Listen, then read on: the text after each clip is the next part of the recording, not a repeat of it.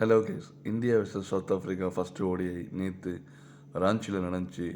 டாஸை win பண்ணி south Africa முதல்ல பவுலிங்கை choose பண்ணாங்க. இந்தியன் ஃபேன்ஸ் எதிர்பார்த்த மாதிரியே நேற்று ரோக்கோ சிறப்பான பர்ஃபார்மன்ஸை கொடுத்தாங்க. ரோஹித், கோலி, கேப்டன் ராகுல் மற்றும் ஜடேஜா இவங்களோட அதிரடியால் இந்திய அணி 50 ஓவர் முடிவில் 349 ரன்னுக்கு 8 விக்கெட் இழந்திருப்பாங்க. இந்திய அணியில் அதிகபட்சமாக விராட் கோலி 120 பந்துக்கு 135 ரன் அடித்து தன்னுடைய 52வது சதத்தை கம்ப்ளீட் பண்ணியிருப்பார். கேப்டன் ராகுல் 60 ரன்னும், ரோஹித் சர்மா 57 ரன்னும், ஜடேஜா 32 ரன் அடிச்சிருப்பாங்க. சவுத் ஆஃப்ரிக்கா பந்து வீச்சை பொறுத்த வரைக்கும் மார்க்கோ ஜான்சன் மற்றும் கார்பியன் போல்ஸ் தலா 2 விக்கெட் எடுத்திருப்பாங்க.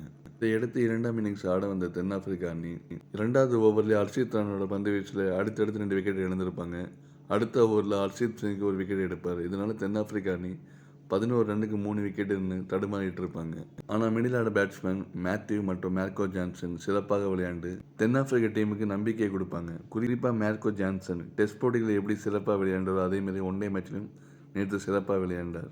இவங்களோட சிறப்பான பார்ட்னர்ஷிப்பால் இந்தியாவோட வெற்றி கேள்விக்குறியாக இருக்கும்போது விக்கெட்டின் தேடலுக்காக ராகுல் குல்தீப் யாதவுக்கு ஓவரை கொடுப்பாரு. அந்த ஓவரில் குல்தீப் யாதவ் மேத்யூவோட விக்கெட்டையும் மார்க்கோ ஜான்சன் விக்கெட்டையும் ஒரே ஓவரில் அடுத்தடுத்து எடுத்ததுனால ஆட்டம் இந்தியா பக்கம் மீண்டும் திரும்பிச்சு.